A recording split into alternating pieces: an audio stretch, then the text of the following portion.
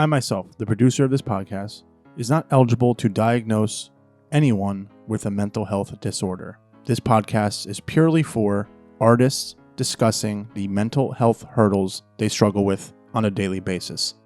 What's going on, everybody? My name is Christopher Orangeo, and welcome to another episode of Where Is My Mind, a podcast about mental health and the arts. Today we have a really good friend of mine on. We met maybe 2017. I'm talking about Mr. Andrew Froening. If you've seen some of my work, you know that he is an integral part of that. Andrew is an award-winning director and director of photography based out of New Jersey. He fell in love with the power of movies at a young age and has pursued filmmaking since high school. His projects range from action to horror to improv comedy. Last year, he wrote and directed his first feature film and DP'd another feature that's releasing this summer. He's always looking to push the boundaries, both for his stories and for himself. I really think you're going to dig this episode. Like I said, Andrew and I got really personal because he's a really good, dear friend of mine. So here it is, Andrew Froening and myself discussing Imposter Syndrome and the effects it has on our lives. I hope you enjoy. All right, man, what's going on? Not too much. Thank you for coming out, man. No problem. Appreciate Thanks for hopping on here. Of course. We've worked on a few projects together. Somewhere I kind of had you on as a DP, and somewhere you had me on as an actor, and then recently we just worked on I was only there for like 4 or 5 days. You worked on a feature for like 20-something days, and that was a lot of fun. It's been a beautiful working relationship. Yes, it has been. And I just figured when I was doing this podcast, I don't know if you reached out to me or I reached out to you about it. I figured I'd love to have you on here. One question I ask everyone is, have you gone or do you go to therapy currently? I have gone in the past. Yeah. I think I heard this quote on The Departed. Matt Damon said, Freud said the Irish are impervious to psychoanalysis. So before this, I had to look that up because I kind of felt, I was a kid and like I kind of wanted to push back. Like, I don't need this. So. Did it help you? No, not really. And that's just that. That's that case. It's not the same for everybody. I was a kid. I didn't think I needed to be there. Me too. I wasn't giving the guy nothing. Yeah. And I actually looked up that quote because I'm like, Freud must have talked to everybody and like only the Irish. So I'm half Irish. I gotta dig deep. So half and of you, figure this out. Half of me had a problem. So I looked up the quote and this was so long ago, so he either said it or it might have been attributed to one of his followers that was kind of discussing things that they talked about. It was definitely a topic of conversation. Mm-hmm. But supposedly, as I was digging into this, they said that the Irish are not interested in finding out what's going on in their own minds. That's kind of funny, though, because it's like, well, not, I shouldn't say funny. It's hilarious.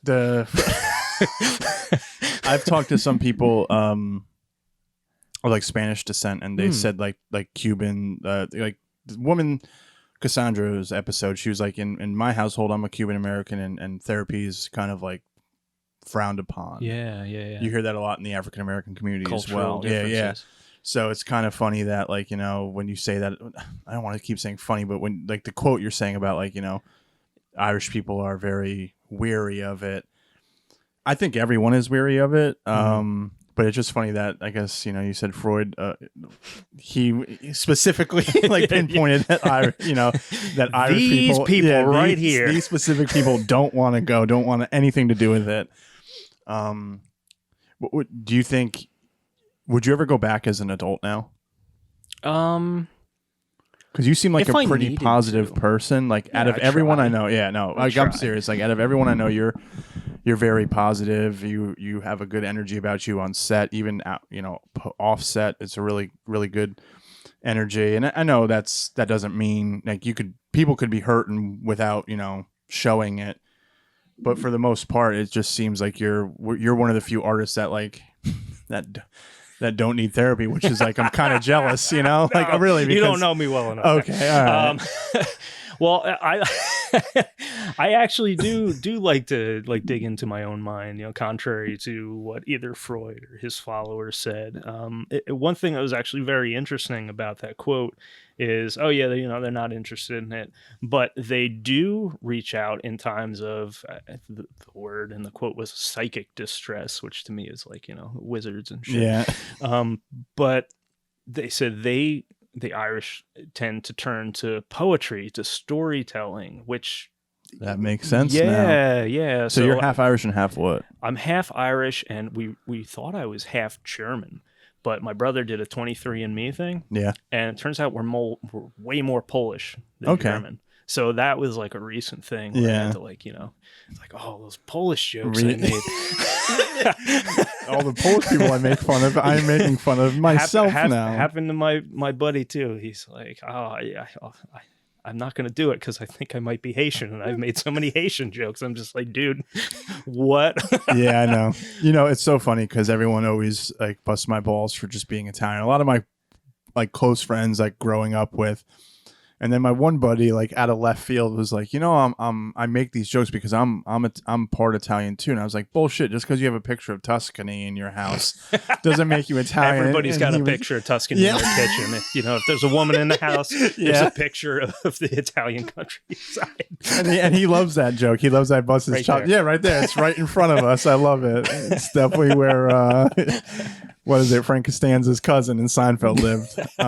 But no, it that is kind of funny. Like I always was afraid to talk about going to therapy or just needing help because the stigma against men about doing it, in my opinion, like I don't know, maybe obviously this podcast is geared towards talking to more artists. I'm trying to get, some psychiatrists or psychologists on the podcast. I've reached out because I need to keep letting people know, like, I'm not I'm not qualified to talk about mental health from I diagnose, like I haven't diagnosed anyone. No one's self-diagnosed themselves. Well, a few people have, but it's what they have went to the doctors for. But I'm not out here being like, oh, Andrew, you have XYZ, you have OCD. Get that checked out.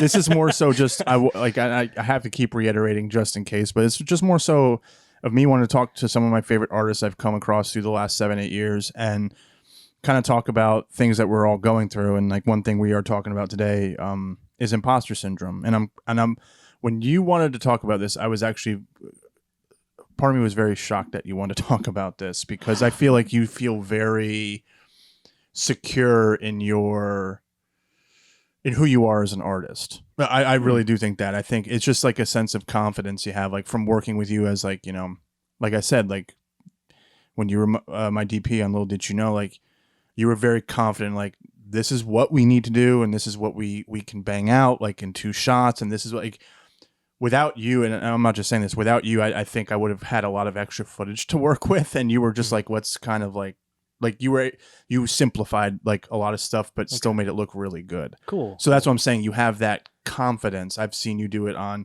the feature film that we were just on together. I've seen you do it in multiple projects. So when you said you wanted to talk about this, I was very much like, okay, like A, I'm not alone, thank God, and B, it'd be interesting to hear like what your thoughts are on it. So like, what are your thoughts, or what is your definition of imposter syndrome? Like to you, what does it mean to you? To me, imposter syndrome is the feeling that if you consider yourself, I'm a filmmaker. If you consider yourself a filmmaker, oh well, I haven't made a feature film yet, or I've only written stuff, it's never made into a film, or, even just, am I still good at this? Should I continue doing this? Because, yeah, on set, I'm confident and I'm in my element, but it's the breaks between the projects where you really have time when you're not in your element and you're kind of questioning, what's going on with your life, and like, is there something missing, or is this not, do I need to...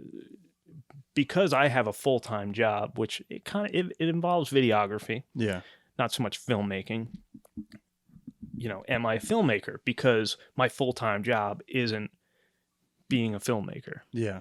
So I think that there can be a lot of iterations of feelings toward, I'm not at the level that I feel confident saying I'm at when I'm at a film festival. and I shake someone's hand and say, yeah, I'm a director.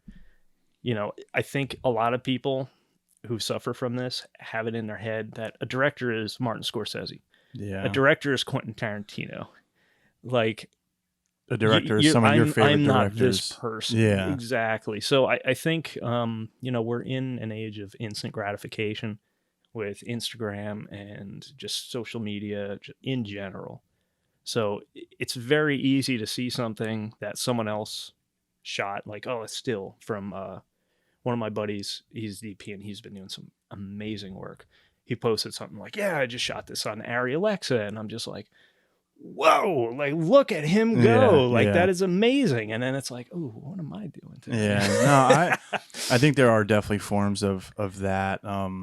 You know, one thing that I kind of deal with and struggle with is and I don't know if it would really be considered imposter syndrome. I think it does when you kind of when I boil down to it, like let's say if I'm working with, like I thought I had a really good working relationship with someone, and then they are doing a new project, and like I'll say, hey, please, like, bring me on if you need help, like, just come on, and then they kind of like say, yeah, no problem, and they don't. And it's kind of like, okay, well, in my head, I'm like, am I not, I guess we have a nice relationship, but they don't want to bring me on. Mm-hmm. Now, that's just me being in my head. Like, that's what it is. It's nothing It's nothing that they're doing wrong, because they don't even know that I feel that way. But, and maybe some people, like, you know, I'm not going to bring you on to be a script supervisor. Honestly, like, I'm going to bring you on to be a DP or a director or a co-writer, you know. I'm not going to bring, like, and maybe that's more so like what it is. Maybe they see, like, I just really like acting, writing, and they feel like the need to, oh, I don't want to bring him on to do audio or gaff or this. But, you know, I try to keep it very like honest and open. Like, if you need help with literally anything, just let me know. Yeah. No, and I think that's exactly what's going on, because I've been at both ends of that, you know, like, yeah, I've just worked with somebody, we had a blast, and it's like, oh, they're starting something else. Or if I start another project, I think I'd love to bring this person on, but is it something like to the capability that they can be doing? Like, I want to work with people who are going to be absolutely like amazing and challenged and just love the artistic process. And I don't want to bring somebody on who, say, maybe they were the lead actor in the last film, and it's like, I don't know if I want to bring you in to do this role of this hot dog vendor. Yeah, no, that's interesting that you say that, because it's like, working with our mutual friend, Jess Mealy, she'll utilize everyone around her. Like, she'll bring me on and I'll be in one small role, and then the next film, like, I am the only male cast member. So and then next she's like, do you want to come on and help PA? Like, and there's nothing wrong with that. I think that she just kind of wants energy, like your energy, like people's energy on the set, you know? And I think she's really good at kind of being like, okay, this is the project. I think this is what each specific person would be really good at, if that makes sense, you know? I think that's very, very, you know, very smart. You and I are, you know, I don't want to talk about too much, but, you know, we're finally working on something again together, which I'm really excited about. And I think we are lending our, what am I trying to say? I think we're playing into all of our strengths, like you and I. That's completely. Exactly. And I know last year we tried writing a feature film, and I just think just stuff got in the way, and then you ended up filming 2, and I was like, man, this guy is crushing it, honestly. And I haven't gotten to really do too many projects yet, but this year is looking very, very promising. And that's just the industry itself. It's so ebb and flowish, or like up and down, especially in the independent level. So yeah, like when you do scroll on Instagram and you're like, God damn, like all my friends are on set and I'm just here on a Saturday night, eating chips. Yeah, I'm binge watching some shit I really don't even want to watch, like, you know. So I think that definitely plays into it. Do you think has it harmed your career, or has it kind of grounded you when you feel like, oh, I am going through this, like when you're feeling of like FOMO, like missing out, like what does that do for you? Do you think it cripples you more? Do you think it's like makes you go out and like reach out to that person you haven't probably talked to in a while, like, let's make some shit? It's probably the former and then the latter. Like just like, immediately it's like, oh man. But if you settle into that and if you lock into that mindset, you're never going to get anywhere. So you need to take those feelings, and this is at least what I do, and kind of channel them into, okay, well, I'm feeling this because I am lacking something, and it's obvious what it is because I'm looking right at it. Yeah. So contact somebody or contact somebody else, or just sit down and write, or watch a film and get inspired. Like go to a museum. I know. Yeah. Go to the cinema. Go to whatever. I like going to the movies by myself. Oh, really? Yeah. Okay. And well, if it's not with every movie, like I asked, my wife, like, hey, do you want to go see Licorice Pizza? She's like, I have no idea what that is.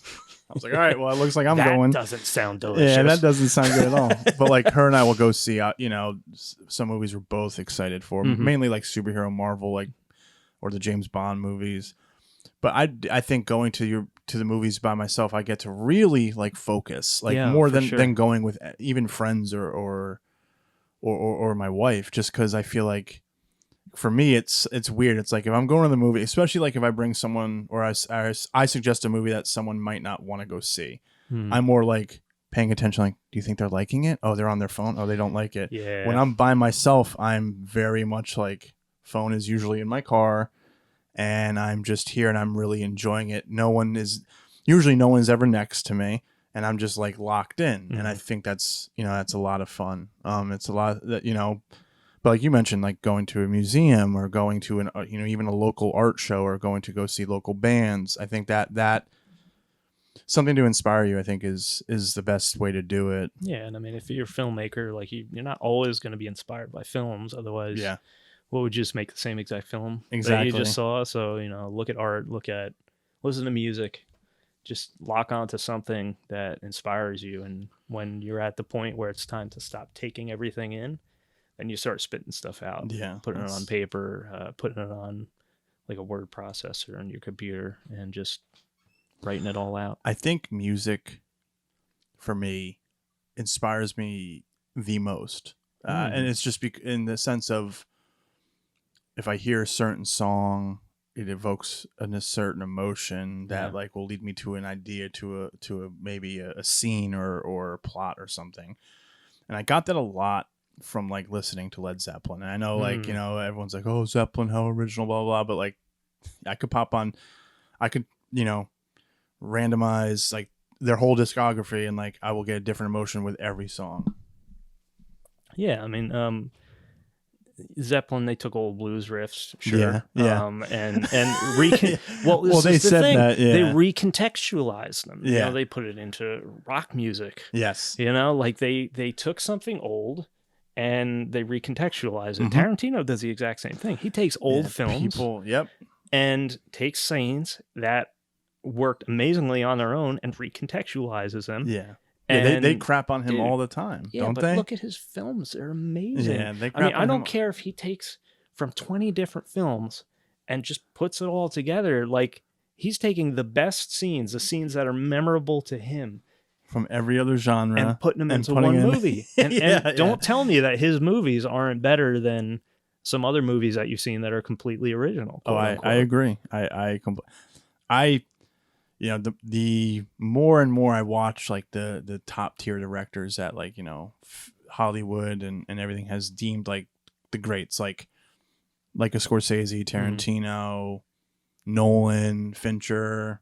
Denis Villeneuve has to be there now. The GOAT. I always mess up his last name. But like Denny, and who else? I was gonna say Well, no, I was gonna say David Fincher is like I think probably my favorite director. He's the one that I really, really enjoy the most. But yeah, like Tarantino's style is just, man, like he just makes the shit that he wants to see and he loves. Like that's what it is. And isn't that the goal? Isn't that why you start making films to begin with? I mean, we make stuff and we write stuff that we want, and there was something I forgot what. Oh, it was with this project that we're working on. You're like, I would like your character to take something from Gata from that show Dave, but that's what I'm saying. Like it's something that we watch and that we're inspired by, and we're going to try to like recreate it.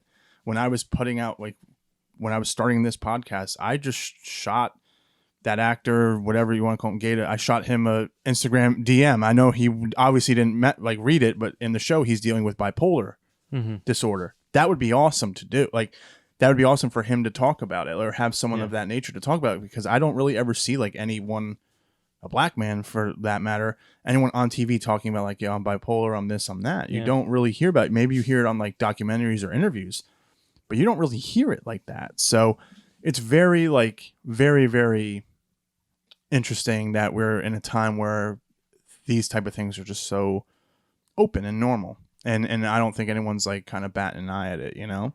No, because I mean we're evolving the storytelling technique to include more reality, if you will. And I mean, there's also some surreality for sure. There's also some exaggerations for sure. Yes. But I mean, right now, what are a lot of the big things on streaming services tackling that are like making waves? I mean, you've got Euphoria. Yeah. Have you watched it? You've got Dave. I haven't seen it yet. No. Yeah, I'm an awful human being. No, I watched it. And I deserve to be crushed by a dumpster. No, I watched it, and I told my buddy, I don't know where I stand yet. Like, from a cinematic standpoint, it's beautiful. That's what I hear, yeah. But from a story point, like, I don't know if I like it or not yet. Okay. But cinematically, it's gorgeous, you know? But yeah, I mean, the stories that are gaining traction are the ones that resonate with people. Yeah. People who had problems in their teens with drugs or whatever else is on the show, because I'm not going to pretend I watch it. Yeah, no, you're right. It's mainly that would be it's mainly an imposter. Drugs. No, it's mainly drug. Yeah, it's mainly drugs. Yeah. And I like know fentanyl, the stuff that's killing actors, like, you know, Michael K. Williams, the things that people are taking, you know, it's very much they're tackling present day drug issues. Yeah, it's stuff that needs to be talked about. Excuse me. And I mean, when you bring it into an entertainment realm, it's no longer taboo. I agree. Right now, everybody talks about it over the water cooler, or you know, the digital water cooler on Zoom. If you've got that at your work, it's stuff that we can talk about. And I mean, my dad had bipolar disorder. Oh wow. Yeah. So like diagnosed? Oh yeah. Okay. Yeah, he was taking all sorts of medications that, you know, who knew if they were helping or harming. It's just crazy what they throw at you. So do you, if you don't mind me asking, do you think you have anxiety or anything of that nature? I get anxiety every now and then. Over like just life in general, or like more so like with film stuff, or like? I would say in general, but yeah, I mean, so it applies to film, because feel very much like the imposter syndrome is like, that's the main thing that you think you deal, like that you are battling. I don't want to say battle, but you're dealing with. It's something I have dealt with. Yeah. And I would say like you're very comfortable. I think I'm getting over the hill. Yeah. I think I'm towards the top of the hill, because I know definitely when I first started out and I'll get into film festivals, I'd be meeting people and be like, oh yeah, I'm a director. And you know, you just, if you don't say it with the confidence they're not that deserves, they're just like, oh, this guy thinks he's a director, but he's probably not. They haven't seen my film. I haven't seen what film they're in. That's another thing. Like, you go to these festivals and it's like, you know, you feel really good about yourself, and then you see another project that's like really good, and you're like, oh man, that's what the hell is mine? So there's, at film festivals, I think that's where I feel most of like as an imposter, let's say. Yeah, I mean, definitely when you're in unknown company, I think is when we're always a little more like, ooh, you know, I want to present myself in a good light and this and that. But I mean, I think the secret is you just got to have fun. But do you feel like an imposter when you're on set? On set? Because it's more, that's company that you're not too familiar with at the time, at certain times. Yeah, but I mean, all right, so if I've got a crew with me, I've definitely at least worked with some of them before and have vetted others. And, you know, I try to bring people with good energy. Yeah. Because, I mean, film shoot is insanely stressful. Yeah. It's not always bad stress, not always good stress. Yes. But you need somebody to crack a joke. Yes. I need somebody You're right, to crack actually. a joke. Yeah, you've said that before. You've said that. You said that before about like having someone to just break the tension on set. Important. It's so important. So I mean, you need to have good people with you. And as far as dealing with the actors, I mean, you've had discussions. You know, maybe you've done rehearsals, but hopefully some sinister character flaw doesn't show its head. And That's true, yeah. I can't really say that's happened, That's but good. I mean, everybody's always worried. I mean, we always worry. We always kind of plan for the worst, but it's usually never as bad. Yeah. No, that's that. There is some sort of, what is it? Some masochism or masochist thought process of what could go wrong is definitely going to go wrong, and then when it goes right, you're like, hey, look, everything worked out. What was I worried about? Yeah, exactly. I think I've seen a quote online. It's like, we always worry about the future, but we never get there. Yeah, right. So that is true. Yeah, that is a great quote. So why do you think? Well, do you think non-artists go through imposter syndrome too? Ooh, that's a good question. I mean, yeah. I mean, so I consider, or would that be an identity crisis, more as an identity crisis? I'm not a doctor. I don't know if I could say one or the other, but I would say that filmmaking is my career and hobby.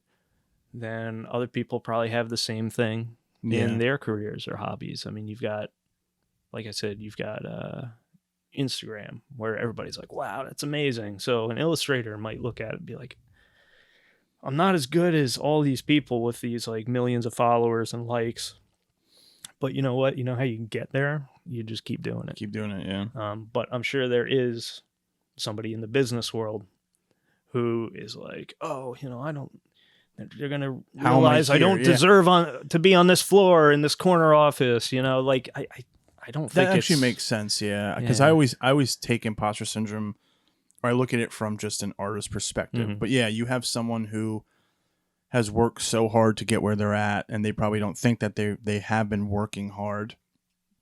They get that corner office, they get that promotion, and they're like, why me? Like, what did I really do to deserve this? That's what it is. That's what it is. You don't think that you're deserving enough of whatever came to you, and you feel like, man, like Chris, Andrew, whomever doesn't deserve this. Like, I don't deserve this. But you work hard enough, you do. I don't know, if you feel that way, kind of going back to the festival talk, like getting nominated and getting your film into it. And I'm like, what? Like, a part of me is like, man, this is awesome. But then another part of me is like, how is it getting into festival? Like, what's going on? I think we're hardest on ourselves. Yeah. And we're extremely hard on our own work. I mean, I've seen this quote. Here we go online. It's got to be true. Yeah. I've seen this quote that we are 20% better looking than we think we are. So what does that mean? We're just analyzing every imperfection. Like we're tuned to do that. And I mean, I think it does help sometimes when you're, say, putting a film together and you're like, okay, we got to fix this and we got to fix this. So, we're good at spotting those things.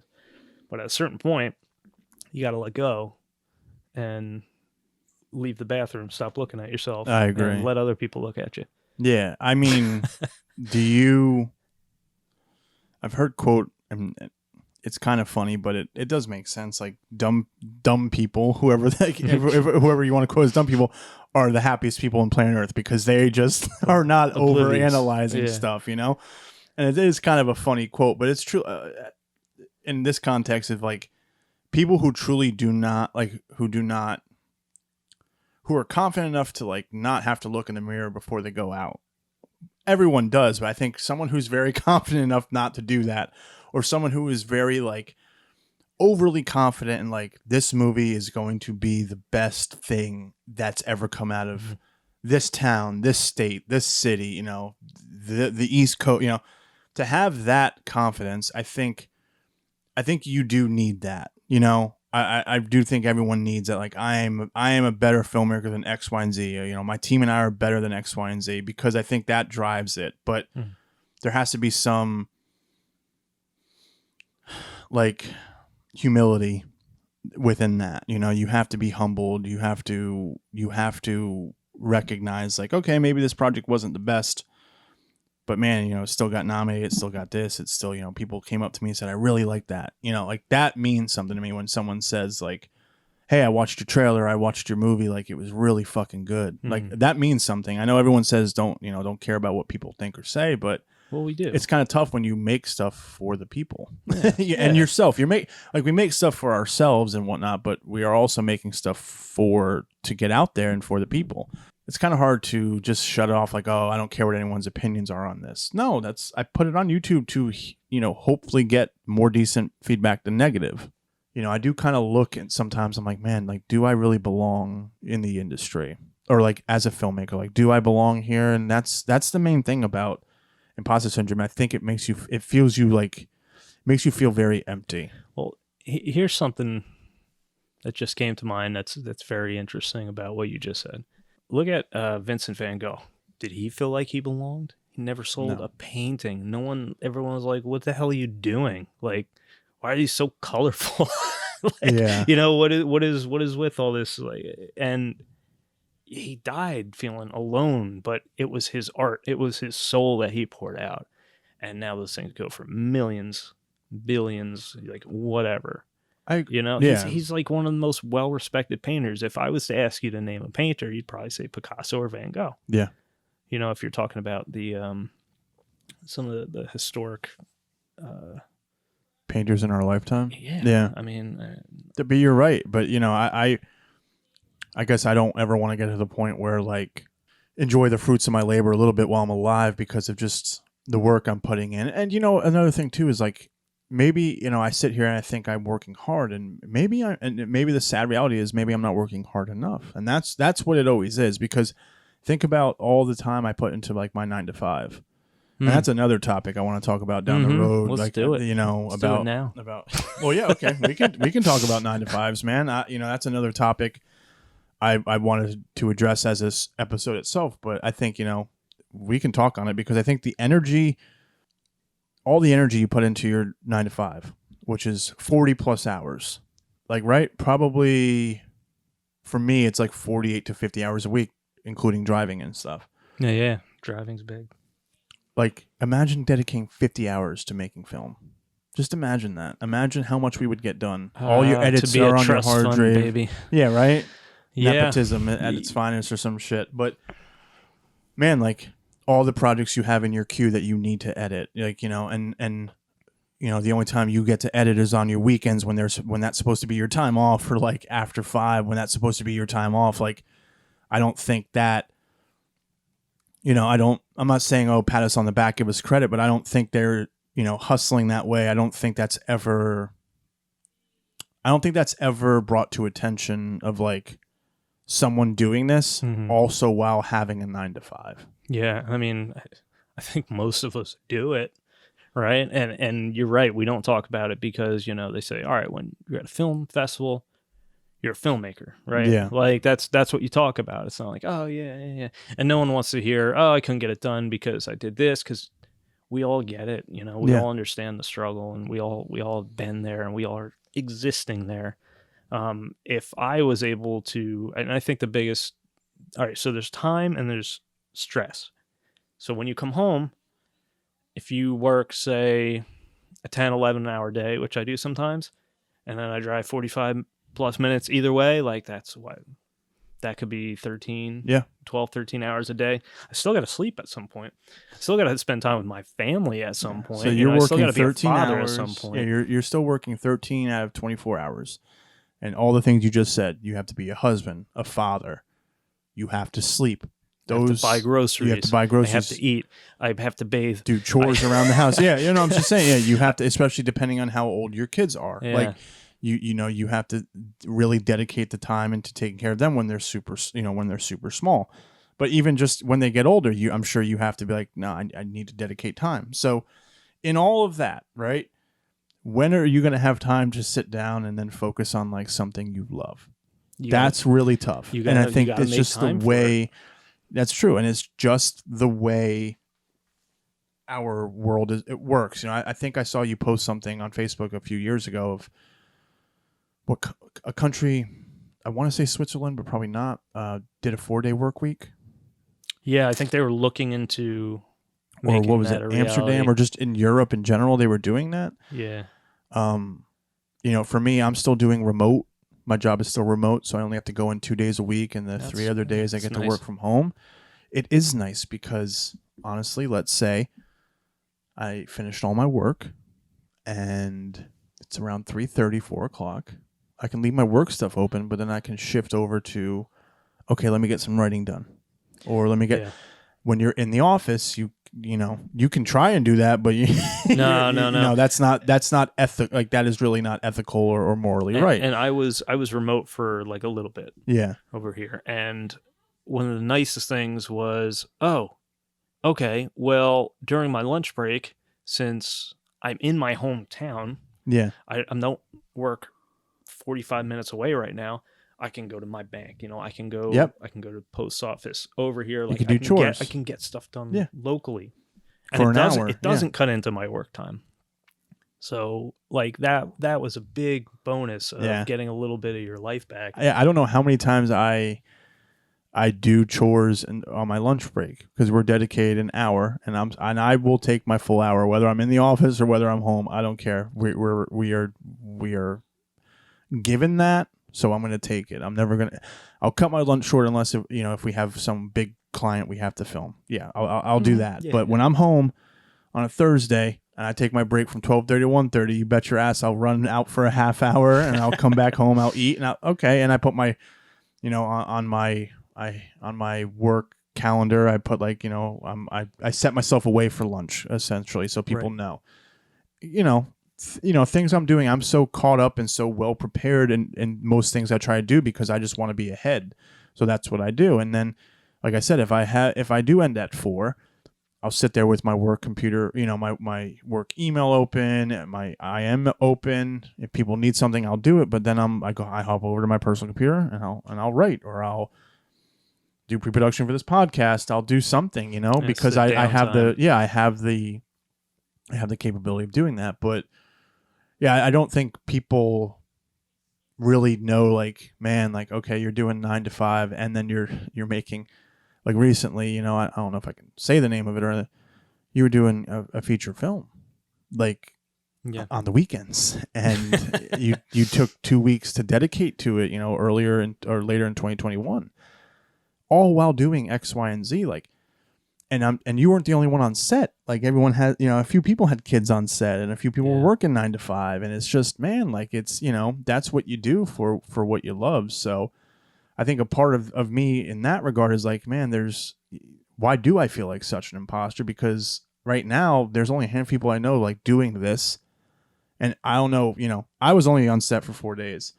Every day I was on set, like, I was laughing nonstop. It's great. It was just a lot of fun. So it's like, you get to have that energy. So, like, a part of me shouldn't feel like, oh my God, what am I doing with my life, when a lot of people really, or a handful of people, wish they could only do what we have accomplished, Well, I mean, here's the thing, and I think this is the big takeaway.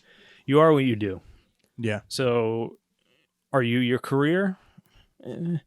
Sure. Your position in your career, where are you going there? Are you your hobby? Sure. If you're a painter, you're still a painter. Yep. Do you actively paint? Have you painted? You're a painter. I don't care if you've got a break or you haven't done a project in a long time.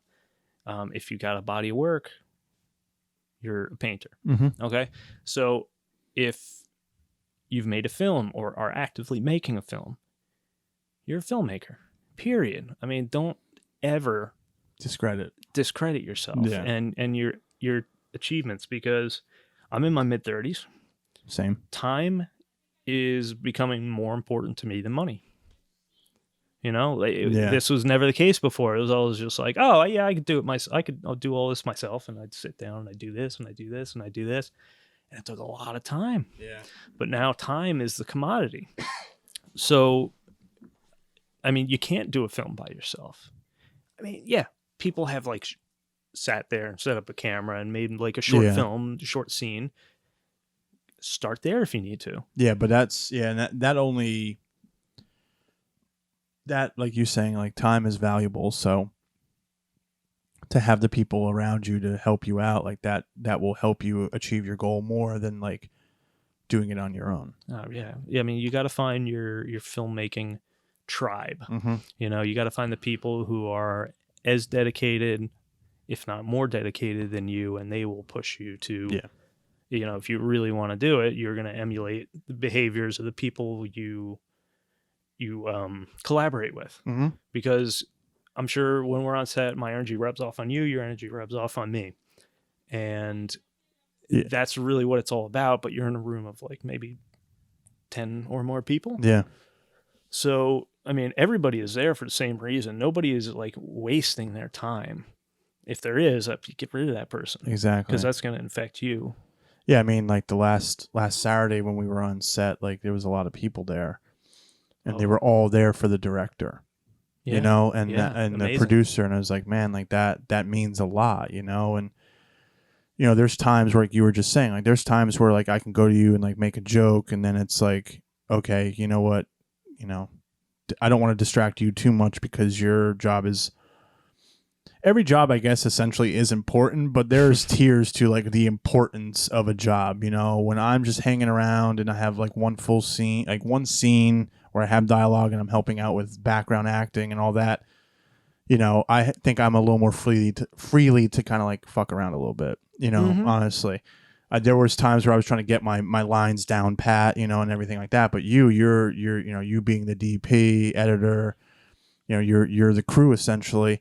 You have to be kind of in the thick of it more than me, unless if we're like taking a break to eat. That's when we can fuck around, or like when we wrap up, or if we're waiting for the sun to set, like stuff like that. So yeah, but I think that good energy on set is needed because, you know, if you have like-minded people around you, then I think you can get anything done.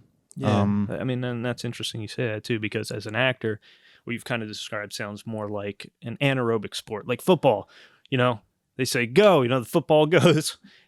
You got to act. Yeah. You got to act. And it's not like you're doing nothing in between, but, you know, you got to prepare and you got to do all this other stuff. Yeah, it depends because it's like, especially with this specific film, like Little Did You Know was a little bit different because I was director, writer. You know, I probably will never do that again. I will only do like... And that's an aerobics Yeah, sport. I will probably never do that again. If I'm being honest with you, I want to focus more so writing and acting. I will direct something here and there, but if I direct something, maybe I won't act in it, you know, or, you know, I won't try to wear so many hats because I felt like it was just a lot to do, and somehow I accomplished it, and it was a lot of fun at the time. But I just felt like, for me, like certain aspects, like, you know, was lacking, if that makes sense. Let me ask you a question: would you consider yourself a director actor? Honestly, man, I don't know. A lot of my close friends have felt comfortable enough telling me what they think I am. And I don't know if I should take it as a compliment or not, you know, but most people say that they don't see me as a director, really. Well, here's my point. You've done it. Yeah. You've shot it. How long was the film? Like, Little Did You Know? Yeah. I think it ended up being like 14, 15 minutes. 14, 15 minutes. So, okay. And that was the first thing I actually like acted, wrote, directed, and all the other short films I did, I wrote, directed. You wrote it, you directed, you acted it. Yeah, you know, you are a director actor. You've done it. So like I could see a little bit of the imposter syndrome. Like it's weird. Like we all have it, and I think it's something that maybe isn't clinically diagnosed, but it's a mindset.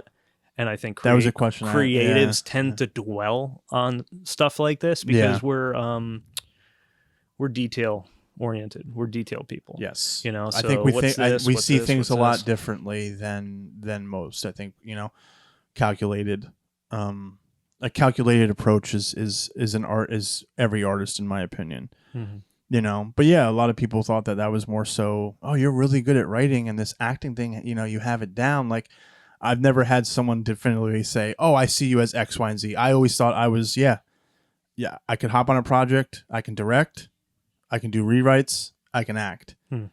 Like I feel like if I hop on set, that's my ability. Now, you know, with my job, I'm more on camera. I kind of know that stuff. If anyone would ever need me to help out with camera, I wouldn't feel confident. Like if you ever were like, Chris, I'll bring you on as an AC, I'm gonna be asking you 1,000 fucking questions. For directing, for acting, there's not too many questions I'll be asked. Like with acting, I will obviously ask the writer or director, like, how do you see me do, you have that And that's relationship. part of your job. Yeah. But like if I'm doing sound, I know how to operate this, or if I'm gaffing or lighting, I'm going to be being like, is this okay? Is it like, I'm going to be very self-conscious because I never really did that. Mm-hmm. But I am very comfortable with, like, if you had to be like, oh shit, we got to rewrite this scene, I'd be very comfortable meeting with the director, meeting with someone like you, and just bouncing off ideas of like, what do we say? What do we do? That's where my wheelhouse is. Yeah. So I always felt like those three I can go on and I'm very, very comfortable with. But I never felt, it's weird, man. Like, I only really started acting like maybe 5-6 years ago. Like I'm talking like going to acting classes, like being serious about it. Right. And I've never felt like an imposter with acting. Good. It's weird. I felt like an imposter with writing and directing. Like if my dialogue sucks or if this or that, then I feel more of an imposter. Like if I'm directing something and the performance kind of lacks, that's where I'm like, oh, I'm not a real director. Well, I think you can get better feedback, and this might not be true. I don't know. From where I sit, maybe being an actor, after a take, you look at the director. Is that what you wanted? Yes. Is that good? Do you need me to do anything again? So you do get like the feedback a lot of actors loop is closed. A lot of actors have asked me that, and I know I do keep bringing it up, but it's a project we worked on. Little did she know. I remember like before Katie's big scene, I pulled her aside and I was like, "This is like, try to hit all this. Like, try to like get one intense take," and she nailed it. And I just kind of see, with the feature we were on, I see a lot of the actors kind of like deferring to the director, and you like, was that good? Was that good? Like, that's a good working relationship, in my opinion, when you trust others' opinions. So, but it's a quick feedback loop too. So, I mean, all right, say you're a writer, you send somebody a script, you might not hear back from them for days. Yeah. Right. And that's on a good day. Yeah. Yeah. And sometimes you don't even know if they're being fully honest with you, but an actor director is just like, no, that's not what I'm looking for. Yep. Or, yes, that was perfect. That's what I was looking for. Or good enough. Move on. Yeah, exactly. Like you get a better, you get a very honest answer with them. Feedback. As a director, oh my God. Well, how many times that feedback loop? You got to wait till the film's done. Yeah, you got to show it in front of people. Well, I mean, with the project you and I are working on, you're very much like, tell me what you want to contribute to, like, tell me what you want your character to be, and this and that, like. And we sat there and we were kind of just hashing things out, even like with like, trying to find another cast member. Like, we were going through it, and you're like, I just think we need this. Like, there's just a bluntness that isn't rude, because I think when people say, "Oh, you're very blunt," there's a negative connotation to it. When you're very blunt about something, it's good, because it's like you're just being fucking direct. You're being like, this is what we need to do, And I think that's very smart. There's no pussyfoot around shit. Yeah. I don't like tiptoeing around shit. Just tell me what you think we need. Ain't nobody got time and for that. Exactly. So the final question I have for you before we wrap up this episode is, how have you overcome imposter syndrome in the past? Have you addressed it like right then and there? Have you stepped back and looked out from outside perspective, and like what have you done to prevent like having that, if you have? Yeah, I mean, it's definitely a lot of building off previous interactions and be like, why wasn't I confident with that? Or why did I say that? Or why did I act like that when, listen, I wrote, shot, edited a film. It's like, am I not a filmmaker? Like, am I not worthy to be in like another independent filmmaker's presence just because they, and this is the thing, like, maybe I haven't seen their work, but they hold themselves with a certain degree of confidence in their stature and their attitude. And here I am in my head, just like, I want to fit in and make a good impression of this person. I don't even know. So I think that was a lot of it. And just kind of looking back, I do a lot of maybe psychoanalysis, like, in the shower, just like, damn it, why did you do that? You idiot. You fucking moron. Yeah, I get it, man. I definitely get it. So, I mean, you look back at stuff you've done and you try to do it right the next time. And it's the same with films. The only reason I make a film is to make the next one better. Oh yeah. So, I mean, even if my last one isn't my best work, that's good. I know it's not my best work. I know I haven't peaked. Oh yeah, yeah. Because listen, there are some people out there Dude, who are imposters. That's where imposter syndrome is like a fine line. It's like, man, like maybe I am a filmmaker, but if I'm being considered a filmmaker like this person, and there's a difference between a new filmmaker, like we all were at one point, and there's a difference between someone who's been doing this a lot longer than you and their work hasn't progressed. So what are you like? What is going on there? Well, you know. Well, I think you said the right word, goals. So what's your goal? You're going to work towards your goal. If your goal is to be a better filmmaker, you are going to become a better filmmaker. Yeah. If your goal is maybe just to make films, maybe you're going to make the same film 100 times, but you're going to have fun doing it. I don't know. I just maybe think I do hold a lot of people to very high standards, whether I even really know you or not. Well, I think if you've been doing film 10, 15 years, yeah. If you've been doing a reflection on you, and not in a bad way at all. We're talking therapy here. I think you hold yourself to an extremely high standard. Yeah. So you look at other people who don't do that, and then you're like, why wouldn't you think this way? Why wouldn't you do this? Why wouldn't you go beyond? Though, I feel like, though. I don't know. I mean, I think it's good to analyze the stuff we do. I mean, as a writer, I think I've done more for myself in therapy as a writer. Yeah. Because you need to go to those scary places and you need to make things human. So you need to borrow from your life. And a lot of projects that people are really amazed by have a lot of chunks of my soul in it, or something I was going through either at the time or something I was looking back on. I was trying to analyze it because, okay, so one, making movies, you're making an empathy machine. Like, for people to care, they need to care about the characters and the situations they're going through, the struggles. So what better way to create empathy for a character than to put something that you've gone through and front to back and you've looked into. Two, I forgot what number 2 is. I totally forgot where I was going with that. Number 1 was good enough. Number one was pretty good. Yeah. But yeah, essentially, that's helped me. That's helped me as a writer to make better films by going there. Yeah. So I've done a lot of soul searching work kind of thing in that area. Yeah, for nice, sure. Man. Well, I appreciate you hopping on, man. This has been a lot of fun. Really good insight as to how I really enjoyed kind of hearing your perspective on like this topic and like kind of some of your experiences, because it's nice to kind of know that you're not by yourself in this, if that makes sense. It's good for creatives to talk to one another, I agree. Because I think a lot of times we're too in our own heads. Oh yeah, very much so. And I think it is nice to kind of get out and talk about it, and I really do. Thank you for exposing me. I do appreciate that. I'm fucking with you. But no, thank you very much. I really do. I hope to have you back on later on. Thank you. For more episodes. Any other topics that you want to talk about, or even like some of our listeners, if you guys have any topics, please leave some suggestions or comments wherever that may be. But until next time, man, I appreciate you on here, man. I'm very honored to be here. Hope to do it again. Definitely. And our next topic, fish sticks. Yeah. Is it a crime? Once again, this is Where Is My Mind, a podcast about mental health and the arts. I'm host and producer of the podcast, Christopher Orangeo. All episodes will be available on Spotify, YouTube, Apple Podcasts, Radio Public, and Amazon Music. Once again, this is Chris Orangeo, and thank you for supporting.